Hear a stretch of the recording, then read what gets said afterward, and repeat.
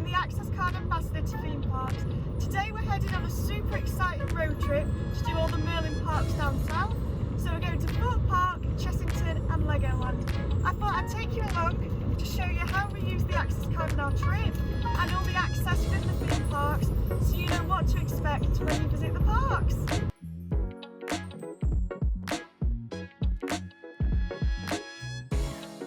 We're at the entrance to Thorpe Park, and just before we go in, I thought I'd just let you know that they have quite a few disabled parking spots here. The ones to the side tend to fill up first because that's where you exit. However, we're here at about 11:30 and we've managed to get one right across from the entrance. One service that Thorpe Park have that I really appreciate is if you have a ride access pass, then they have a different lane for the security check, so you're not waiting as long, which again makes it really easy to get into the park. So let's go! So before we head into the park, I thought I should probably explain to you quickly about Merlin's Ride Access Pass scheme.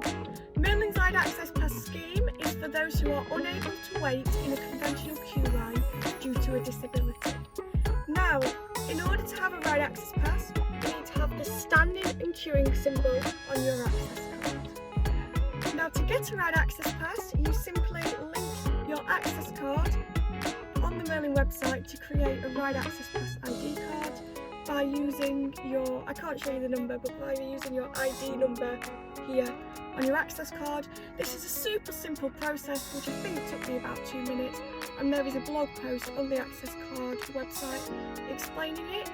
Once you've linked your access card to create a ride access ID, then you will be sent an email with a barcode. When you click view tickets, the number under that barcode is then the number you use to pre-book a slot to use your Merlin Ride Access Pass at an attraction on the day of your visit. If you already have an access card ID, you then use the number under the barcode to pre-book the day you would like to visit. To help with increasing demand on the Ride Access Pass system and make sure everyone still can access it, Merlin have introduced a pre-book to use Ride Access Pass. This means that you must pre-book your Ride Access Pass slot for the day you want to visit. This is not your entry ticket and is done on a separate system. You can find where to pre-book by visiting each Merlin theme park's website, clicking accessibility, and it will be there to lead you to it. If you already have your access card and have linked your wrap card or ID, then just go straight down to step 4, which will take you to the pre-booking portal. And after you've done that, booked your park tickets, you can go and enjoy your day. So we've just collected our Ride Access Pass time cards. That was a super simple process, and we didn't even have to go down the queue. To get your time card, just simply head to the accessibility kiosks behind me after security. To get your Ride Access Pass time card, you must show your pre-book on your phone and your Ride Access Pass ID card. The pre-book will come to you via email. At the accessibility kiosks, that's also where you can collect your Ride Access Pass ID card if you haven't collected it from the park yet. So let's go in and enjoy the day. So we're at the Ride Access Pass entrance for Thorpe, no for Stealth, and as you can see, it's very clearly labelled. But I know what you're thinking, I own there's no lift. And yes, the lifts are a little bit hidden. So for Stealth, the lift is past the photo booth. As you can see, I do think it's on the side there. So we're going to head in the lift as I can't do stairs and I have separate access, but if you don't, then it's straight up the stairs. Let's go! So we're just going up in the Stealth lift, and at the top I will give them the right host my time card, where they will take us to our seats and time us out for the length of the queue time. Again, just to mention, there is an element of queuing still with the Ride Access Pass system, but it's a lot less than the main queue, and since the pre-booking is certainly improved.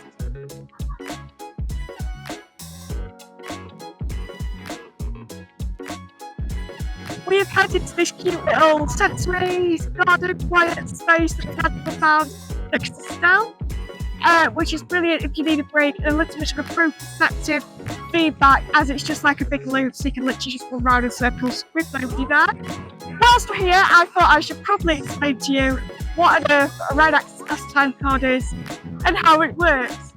So, as you will already know, this is what I collected from the accessibility kiosk, and you get one of these every time you visit. It has the date of your visit, the name of the ride access pass user, and then your group size. Oh, snaps running again.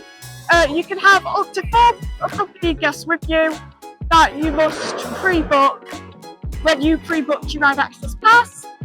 However, you only put the one barcode in. It then says at Thorpe Park, it then says if you need the ride access pass or the step 3 access. As I have the level access symbol on my access card, I have step 3 access. And then it just says if you're yellow or red. Red means you need a carer over the age of 14 and it's 16, I believe, for Legoland to accompany you on all rides.